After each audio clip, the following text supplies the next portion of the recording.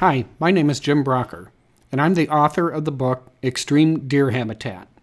I'm going to give you an inside look at the book, which covers many different aspects of deer habitat improvement, including property design, how to get deer to move where you want them to, how to create bedding habitat with a chainsaw or with a handsaw, how to keep your property fresh through proper scent control, and much, much more.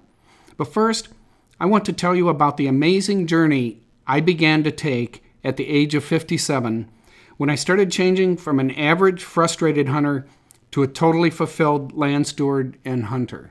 On November 2nd, 2014, I killed this 150-inch buck on my small property in Lenawee County, Michigan. On the same morning I killed this 242-pound 8-point buck on my 47-acre property, my good friend and habitat pioneer Mike Hartjes killed this big 8-point on his nearby 59-acre property at about the same time.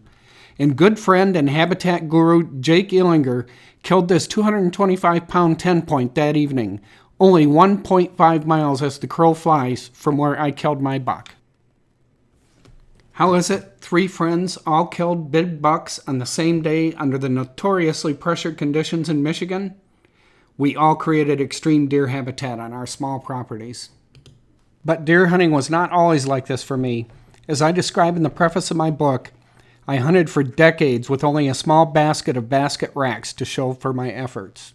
I loved to deer hunt and flew home to Michigan to be there for the November 15th firearms opener whenever I could. Over the years, I was perhaps a less than average deer hunter, getting a buck every few years, killing a doe now and then, but always wishing I could do better. When I retired from my job as a scientist in 2006 and moved back to Michigan, I had the good fortune of meeting Jake Ehlinger, the guy I mentioned before whose property was only 1.5 miles from where I hunted.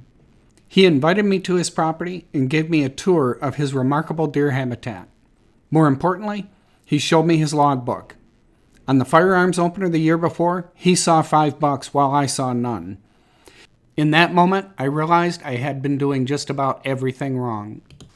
I spent the next 7 years working on my properties, improving my hunting skills, studying the whitetail deer, meeting and getting to know some of the best whitetail habitat experts in the country. I tried lots of different approaches, discarding ones that didn't work and improving ones that did. Why would I write a book? I do not have the credentials of a big game hunter.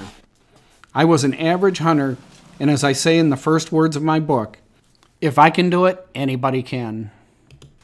So think of me as a journalist, reporting in detail what does and doesn't work to improve an average hunter's skills and to improve the habitat, especially on small hunting properties. There are 3 things you need to know about this book. First, don't let the subtitle of the book put you off. A chainsaw is a valuable tool, but you can create great deer habitat using a good handsaw. Second, the book is about far more than just cutting trees, as I will show you in a minute. Finally, don't be afraid of the fact it is an ebook. It contains over 480 color pictures and links to 48 videos. I would have to sell it for over $100 per copy if it was a print book. If you don't get the concept from just looking at the pictures, just click a link. If you want to find something that interests you, just type into the find box. Like doe bedding, for example. If you want to find the video on doe bedding, then just click until you find it. Then click on the video. All I have to sell is information aimed at improving your deer hunting success. I have no sponsors. If I say something works, I really tried it, and I really believe it will work for you. Nobody pays me to like or not like something. The goal of my book is to provide information that will change an average property and an average deer hunter into someone with a fulfilled quality deer hunting experience. I start off the book with a chapter called Plan Before You Plunge. This chapter describes how to break your property into deer management units, how the button buck controls family movement in the evenings, how to take random movement of doe families on a farm and concentrate it into a small management zone on the farm. This is accomplished by laying out a management zone with everything the doe family needs, by creating visual barriers from human activity, by creating tornado zones, changing an open woods unused by the deer in daytime to a bedding area that is actually used by deer, connecting that bedding to transition zones with ambush points and providing food that draws the deer out of the bedding sanctuary. We plan this by simply drawing it out on an aerial of the property. Chapter 2 is called the blank slate. A blank slate can be an empty farm field like the one transformed into a deer paradise by Jake Ehlinger, or Scott Bishop's empty field that he turned into a buck magnet. Or it can be like the Scotch pine jungle transformed by Dave Franey in only 2 years. The beauty of a blank slate is it can be designed exactly the way you want it. A forested blank slate is the easiest and has the shortest time frame for success. Dave and his family started enjoying the fruits of their labor almost immediately. Chapter 3 covers microproperty design, the most difficult and uncertain challenge of all. But don't let the title fool you. The techniques used on microproperties can be used on small management units on larger properties as well. The chapter shows how I turned an empty 5-acre hayfield into the most perfect cover imaginable in only a couple of years. In almost every case, I recommend putting bedding at the back of the property and drawing deer towards your home or entry point with food, rather than going to the deer. Chapter 4 asks the question, what do you want? Many novice property managers listen to bad advice and end up managing for optimal timber harvest rather than deer harvest. Many hunters, like my friend Jason, want to be able to overlap family use with deer use. I showed him how he could have both. Others have to deal with the massive changes that occur at harvest time on farms.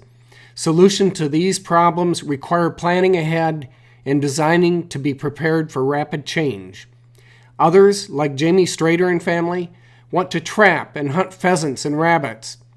They are able to accomplish all these things while still being highly successful at deer hunting. Chapter 5 discusses the critically important topic of the value of trees. Most novice land managers think a large tree is something to be skidded out and traded for money. I often get far more value by leaving a tree in place after felling it. For example, to create a barrier to force bucks past my stand. I discuss how trees like the black walnut may be good for timber production, but are bad for deer habitat. Or how a standing basswood deprives the deer of food and cover, while a hinge-cut basswood provides both food and cover. Or how a properly hinge-cut white oak sometimes provides more food for deer than a standing one. Or how what a forester calls a junk tree like the box elder can provide superb deer habitat.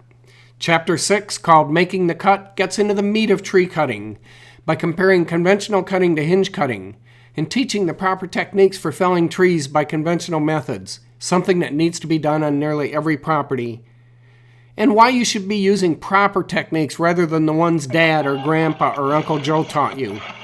I describe the power of using a wedge and the importance of holding wood, and describe how to fell a forward-leaning tree safely. Only when you are firmly confident with conventional felling should you even consider hinge cutting. Chapter 7 is called How to Hinge Cut, starting with proper equipment, the importance of depth of cut, and why you should usually stop before the tree relaxes or releases. It shows how to deal with back-leaning trees using poles, wedges, and come-alongs, and includes an important discussion of how to fell a tree in the direction of its lean while keeping it intact at the hinge. It describes what causes a dangerous barber chair and how to avoid injury. It describes the difficult task of creating a hole in the sky in densely growing woods and how to deal with the inevitable hung tree. I show how to deal with dangerous fused and multi-trunk trees, and how to get even large trees to survive and remain alive for years. Chapter 8 covers hinge cutting for deer habitat, starting with how to read natural buck beds, why you may want to destroy some of them, how to prepare a doe bedding spot, and how to make the doe bed starting with a base tree and adding others to create a dome structure, clearing out branches and raking to make spots for the deer to lie in. Then, we create a nearby buck bed in a high spot in the swamp by hinge cutting larger trees and tying down smaller trees to make a safe spot for a deer to lie in. I show other buck bed construction and then cover the important topic of why whitetails love overhead cover, explain the difference between visual and olfactory beds, how deer change bedding behavior through the seasons, and how to set up Jim Ward's deadly whitetail trap. Next, I describe in detail the three main kinds of hinge cutting and how they differ if you want to make bedding, transition zones, or barriers, including edge feathering techniques along property lines.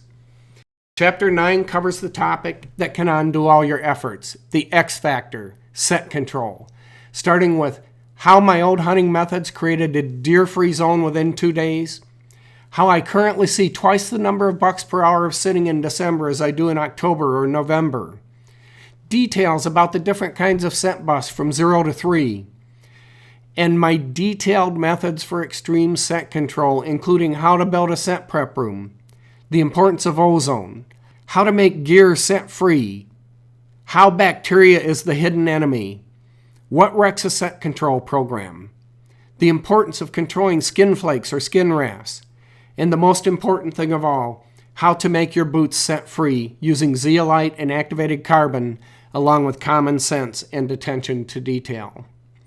I show how to create a field prep area, more about controlling boot odor, the importance of the trail to the stand, and how a trail bust, the most destructive of all scent busts, works against you and your best laid plans.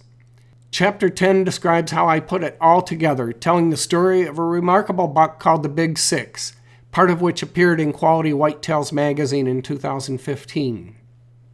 But first, I talk about the awful lie being sold to you by the hunting industry, which is mainly in the business of selling hopeless dreams, and how to set realistic expectations based on what bucks are really available to you. The story of the Big Six is the story of a deer cooperative in which he lived, as part of a bachelor group of 4 bucks known as Curves In, Curves Out, the Other 10, and the Big Six. It is a long story, and I will leave it for the book, except to say that my neighbor Luke killed the Big Six on October 22nd, 2014, and later passed on shots at all 3 of the other bucks.